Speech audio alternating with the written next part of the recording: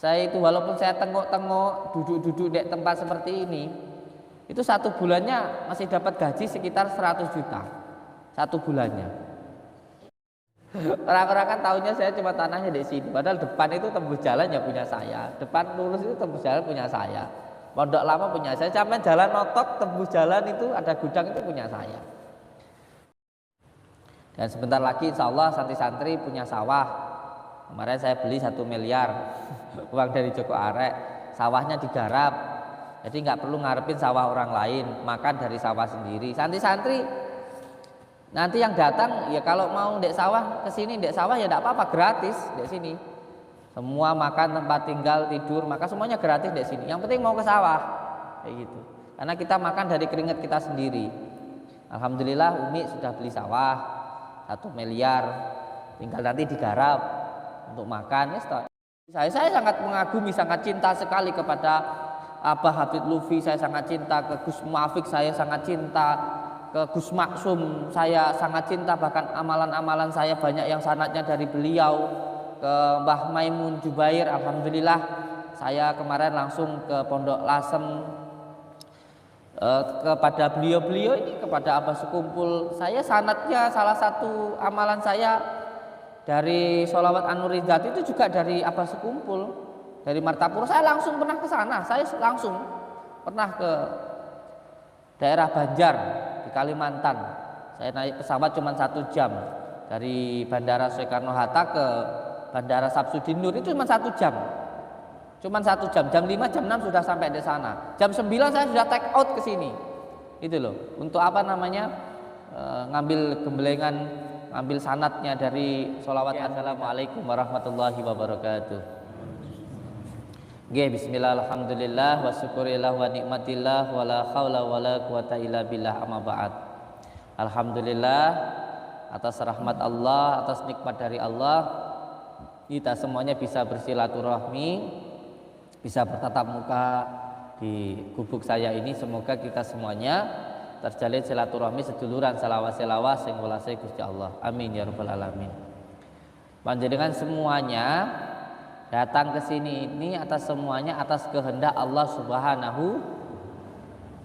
Kita bertemu di saat ini bukan sesuatu hal yang kebetulan, bukan juga atas kemampuan jenengan maupun kemampuan saya. Kita bertemu di saat ini, di tempat ini semuanya sudah menjadi kehendak Allah Subhanahu.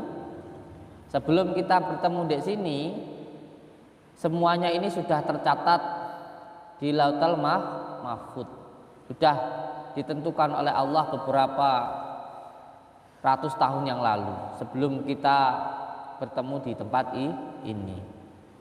Jadi apapun hajatnya panjenengan, apapun sakitnya panjenengan, ketika panjenengan meminta kepada Allah, maka mintalah kepada Allah Subhanahu wa taala. Saya di sini hanya sebagai perantaranya saja. Oleh sebab itu untuk semuanya yang mengambil gemblengan di saya, ketika ada orang yang minta didoakan oleh panjenengan, jangan pernah bingung. Karena ketika orang itu bertemu dengan jenengan, bertemunya dengan jenengan ini sudah ditentukan oleh Allah Subhanahu wa taala. Kita ini hanya sekedar menjadi perantara saja. Panjenengan bisanya bismillah, ya didoakan dengan menggunakan bismillah. Bisanya Al-Fatihah, ya didoakan dengan menggunakan Al-Fatihah. Kalau nggak bisa apa-apa, bisanya ngidoni ya wis idoni ae. Mari ora ya semuanya pasrahkan kepada Allah Subhanahu wa taala. Kalau saya punya prinsip, panjenengan semua datang ke sini itu sudah kersane Gusti Allah. Jadi ya doanya ya semuanya serahkan kepada Allah Subhanahu wa taala. Bisanya bismillah ya bismillah, bisanya Al-Fatihah ya Al-Fatihah, gitu aja, nggak usah repot-repot. Jadi semuanya dipasrahkan kepada Allah Subhanahu wa taala. Contohnya ketika kemarin malam ada orang itu kesini lumpuh sudah 7 tahun. Sudah 7 tahun. Pasien-pasien lama tahulah. Datang sakit sudah 7 tahun. Ditaruh di kursi roda itu miring kepalanya, netes ludahnya itu netes terus. Ketika di hadapan saya, di dalam hati saya ada keinginan untuk mendoakan beliau itu dengan menggunakan tanah, Ya sudah, saya ambilkan tanah, saya taruh di kepalanya. Alhamdulillah jam 1 itu sudah mulai bisa ngomong, jam 2 sudah mulai mau makan, jam 3 sudah bisa jalan. Gitu loh. Jadi ketika mendoakan seseorang tuh enggak usah bingung gimana, nurutin hati ini jenengan. Yang penting hatinya itu bening. Karena mandinya doa itu bukan dari bacaannya, bukan juga dari berapa lama tirakatnya, tetapi dari beningnya hati kita. Oleh sebab itu untuk semua yang mengambil gemblengan, ketika ada yang minta didoakan, ya sudah, hati jenengan itu pengennya melakukan apa, ya itu yang dilakukan. Jadi tidak usah bingung, karena memang ilmu hikmah itu pada intinya untuk menghilangkan keakuan yang ada di dalam diri kita. Dan alhamdulillah semakin banyak cobaan, semakin banyak pula nikmat-nikmat yang diberikan Allah kepada diri kita. Semakin banyak ujian dari Allah, semakin banyak nikmat Allah yang diberikan kepada diri kita. Jadi kan jawab dulu enggak apa-apa Ibu, HP-nya. Dijawab dulu enggak apa-apa. Hah? Oh, kalau enggak dimatikan dulu aja. Jadi nanti biar bisa lebih fokus pengobatannya. Nggih. Dan alhamdulillah kemarin itu saya dapat uang 1 miliar. Dapat uang 1 miliar dari si Joko Arek kemarin malam. Kemarin itu dapat uang 1 miliar dari si Joko Arek. Dan alhamdulillah dari rezeki itu sekarang semua media, semua aksesoris yang ada di Padepokan sampai hari ini itu semuanya separuh harga. Semuanya itu separuh harga. Jadi semuanya cukup hanya mengembalikan modalnya, selamatannya sama asmanya saja, pengasmaannya aja. Jadi semuanya separuh harga. Jadi untuk semua saudaraku, insyaallah karena banyak yang meminta untuk diperpanjang, ada yang belum bisa transfer dan lain sebagainya, maka saya perpanjang sampai hari ini. Sampai besok sore saya live lagi insyaallah. Dan semuanya termasuk madu, kunir, garam, terus untuk media pelarisan, untuk media jual rumah, itu untuk media pengasihan seperti madu, kunir, garam, semuanya lah itu separuh harga, separuh dari mahar yang biasanya. Karena alhamdulillah sudah ada rezeki untuk pembangunan pondok. Jadi untuk semua saudara-saudaraku dimanapun berada, insyaallah mulai kemarin sampai besok sore itu semua pemesanan media aksesoris, media ruqyah di Pondok Nuswantoro di tempat saya ini separuh harga. Dan untuk Joko Arek yang masih penasaran, kayaknya Joko Arek ini ada yang modali kayaknya. Hanya kaum Wahabi kayaknya yang modali kayaknya. Joko Arek masih menantang saya untuk melakukan pembuktian nemuin dukun santet. Katanya nggak percaya sama santet. Saya dia tidak takut, tapi saya percaya. Tidak takut sama tidak percaya itu beda. Joko Arek ini tidak percaya. Kalau saya percaya tapi tidak takut.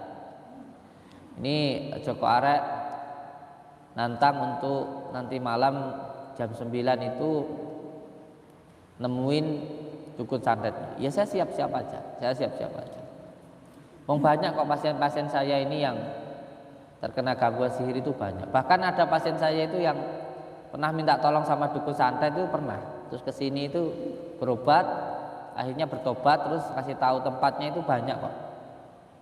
Di Tulungagung itu saya datang itu sama pengacara, sama RT RW, warga semuanya ngelihat kok, ngelihat orangnya. Saya diundang di kampung tersebut. Jadi saya itu ribut itu, debat itu di tengah-tengahnya masyarakat. Tengah-tengahnya masyarakat ya debat itu.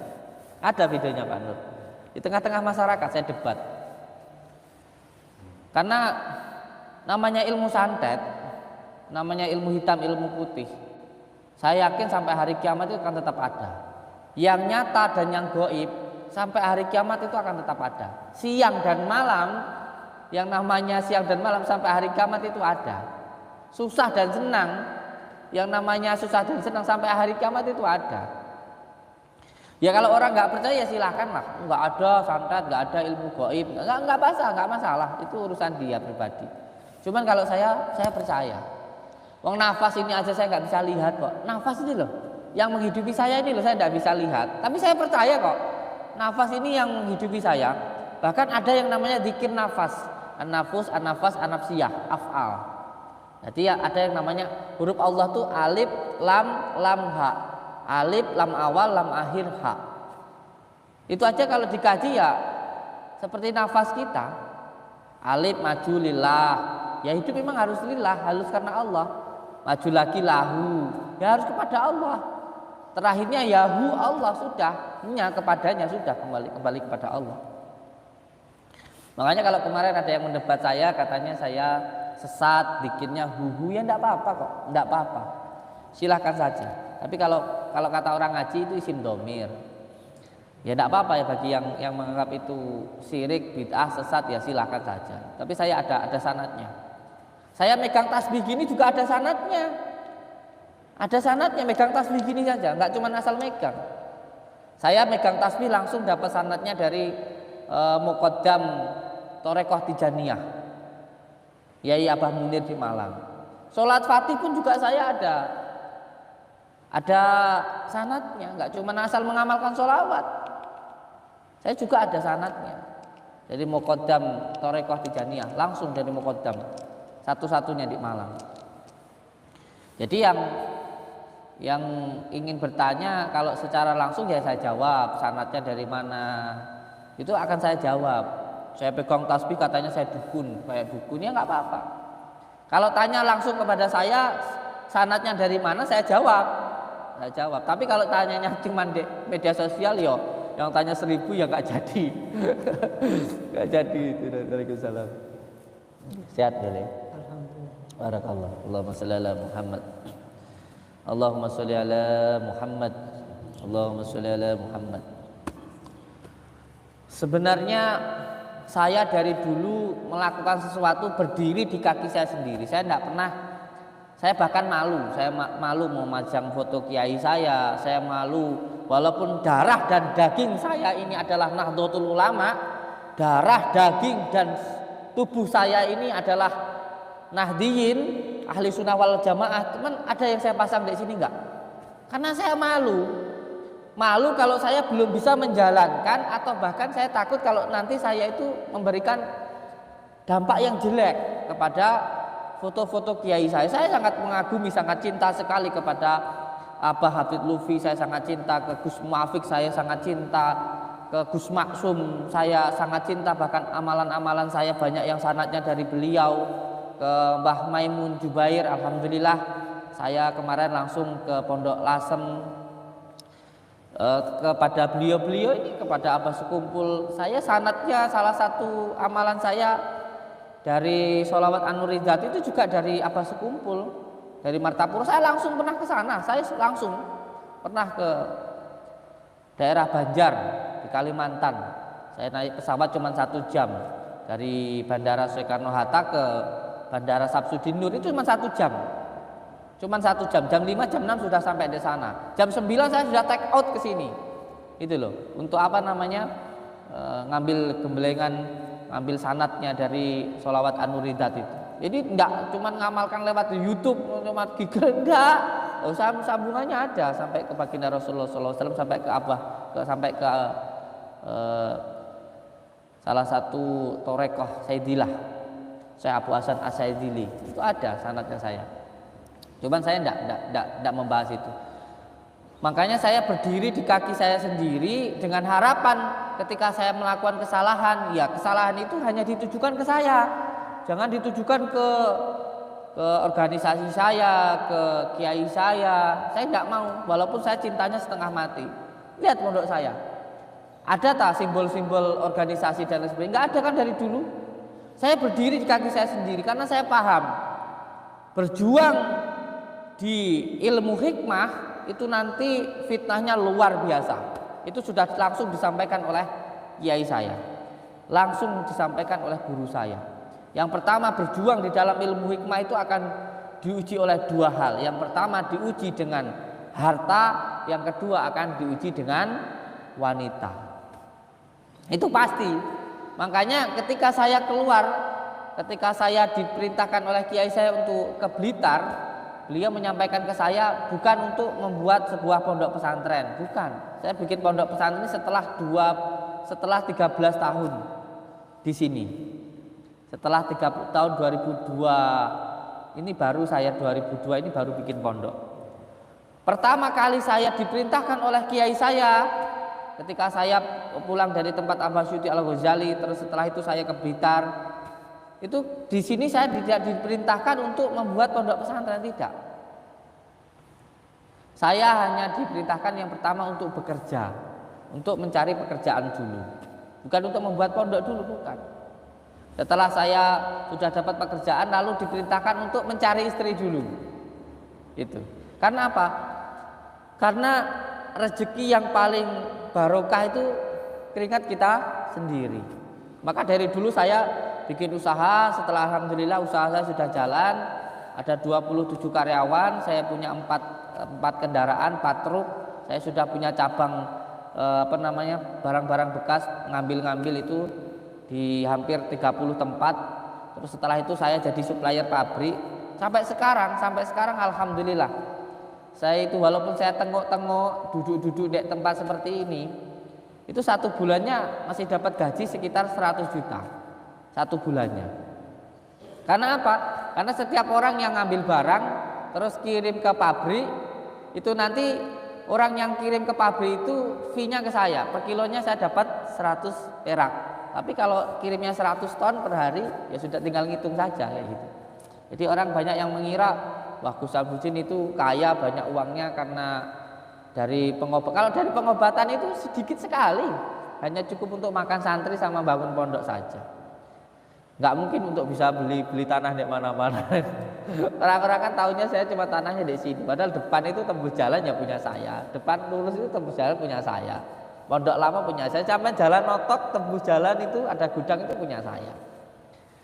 Jadi banyak yang nggak paham dari situ. Intinya kalau sampean belajar ilmu hikmah yang disampaikan kiai saya, yang pertama harus bekerja. Entah sampean jadi guru ngaji, jadi tukang suwu atau jadi apapun, yang pertama yang diperintahkan oleh kiai saya itu harus bekerja. Supaya apa?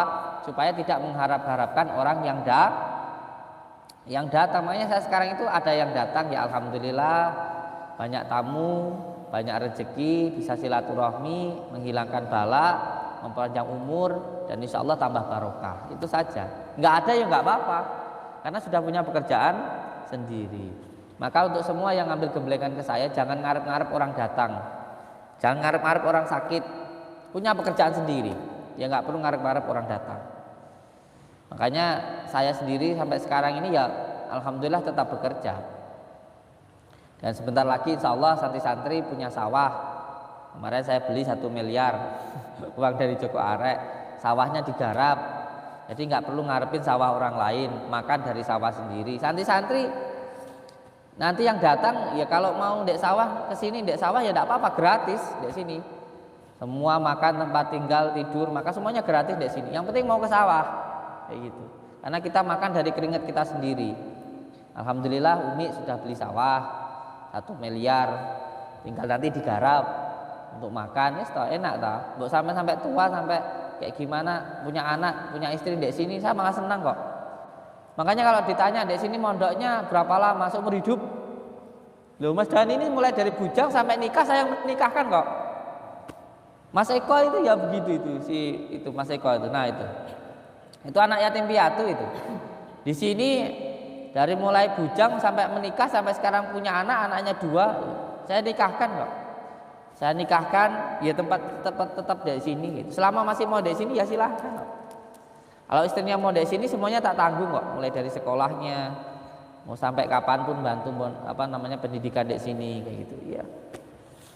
Ya intinya untuk semua yang ngambil gemblengan ilmu hikmah di saya, yang mengamalkan baik itu sholawat fatih, yang pertama sholawat nuridah, dzikir ismudah, dzikir saman, yang diawali dengan asma ya latif, itu yang pertama harus punya pekerjaan. Yang kedua segera punya istri. 2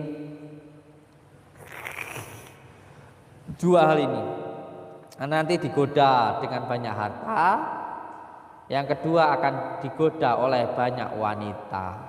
Kalau kedua ini kamu lolos, yang ketiga akan digoda dengan banyaknya hinaan dan cacian. Masuknya di Thorekoh Malmadiyah, nanti langsung saya sambungkan sama guru saya.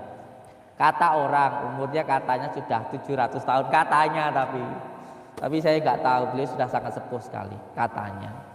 Tapi saya nggak pernah tanya ke beliau, takut saya suruh adab. Langsung saya sambungkan. Kalau sudah mampu menghadapi 2 cobaan ini, biasanya akan ada tanda-tandanya. Dihina orang se-Nusantara. baru masuk Thorekoh Malmadiyah. Karena masuk Thorekoh Malmadiyah ini sangat luar biasa. Iya, orang-orang ke masjid nanti pegang minuman, pegang botolnya tok tapi orang-orang sholat tidur, sholatnya di akhir waktu. Ya itu rahasialah pribadi, nggak perlu saya ceritakan. Intinya untuk semua saudaraku dimanapun berada, baik itu boleh, baik itu baik. Terapi merasa diri paling baik itu tidak baik, itu nggak baik. Baik itu baik, kamu berbuat baik itu baik. Tapi merasa diri paling baik itu nggak baik. Kamu sholat itu baik, tapi kamu merasa lebih baik dari orang yang nggak sholat, itu menurut saya nggak baik. Itu nggak baik. Kamu sholat itu baik, tapi merasa diri paling baik daripada orang-orang yang nggak sholat itu juga nggak baik, nggak baik. Kamu melakukan sesuatu hal yang benar itu benar, tapi kamu merasa paling benar itu nggak benar, itu nggak benar. Kamu ngaji itu baik, tapi kamu kalau sampai menyalah-nyalahkan orang lain itu nggak baik. Apalagi kamu membid'ah-bid'ahkan orang lain, apalagi kamu mensirik-sirikan orang lain, apalagi suma'udzubillahi min dzalik. Kamu sampai bawa bom, kamu menuhankan dirimu sendiri, itu namanya bukan menuhankan Tuhan itu menuhankan dirimu sendiri. Allahu Akbar bawa bom, ngebom orang. Itu namanya kamu bukan menuhankan Tuhan. Allahu Akbar itu Allah Maha Besar. Kamu itu kayak debu itu loh, nggak ada gunanya itu loh, kecil itu loh. Kok kamu Allahu Akbar, kok kamu menuhankan dirimu sendiri, kamu itu bukan membaca Allahu Akbar, itu kamu berarti syirik dengan dirimu sendiri. Hati-hati dengan hal semacam ini. Makanya oleh sebab itu untuk semua saudaraku dimanapun berada, hati-hati menjaga hati. Hati-hati menjaga hati. Hati-hati menjaga hati. Sebab syaitan itu dulu, iblis itu adalah makhluk yang paling taat, bahkan lebih taat dari malaikat. Tapi karena ketaatannya dia merasa sombong, merasa diri paling baik, paling mulia, sehingga ketika diperintahkan oleh Allah untuk sujud kepada Nabi Adam, dia tidak mau. Dia tidak mau karena merasa dirinya lebih mulia. Ini hati-hati. Pada akhirnya dilaknat oleh Allah Subhanahu wa taala. Kita boleh baik tapi jangan merasa diri paling baik. Ngoten nggih. Wah, ini banter pun yang belakang ini anak saya ini. Subhanallah. Dan alhamdulillah anak saya dari dulu di sini alhamdulillah tidak ada yang goyang. Kenapa? Walaupun di luar cacian hinaan dahsyat, tapi alhamdulillah mereka tahu setiap harinya. Setiap harinya ya seperti apa? Ya biasa-biasa aja seperti ini. Yang ramai kan di luar saja. Di dalam ya biasa-biasa aja. Santai-santai, ngaji tetap ngaji. Waktunya ngaji kitab alim muta'alim ya ngaji. Waktunya ngaji pas sholatan ya ngaji. Waktunya malam sholat ya sholat. Jadi kita santai aja. Kita di sini santai-santai aja. Yang geger kan di luar sana. Kalau saya penipuan apa? Kalau saya penipuan sudah masuk penjara. Buktinya saya berdiri tegar biasa aja. Kalau kamu dicaci orang, dihina orang, kalau kamu bisa berdiri tegar, bisa tenang, ya nanti yang menghina itu lama-lama lah ya capek sendiri. Kalau kamu layani ya nggak akan berhenti. Nggih, ngoten mawon nggih. Untuk semua saudaraku dimanapun berada, alhamdulillah ini sekarang saya mau melakukan ruqyah ini bersama saudara-saudara kita. Nih banyak ini sudah nunggu. Nah ini sudah banyak yang menunggu. Jadi mohon maaf, saya mau melakukan ruqyah dan saya tutup live-nya. Silakan ngobrol sama Mas Dani,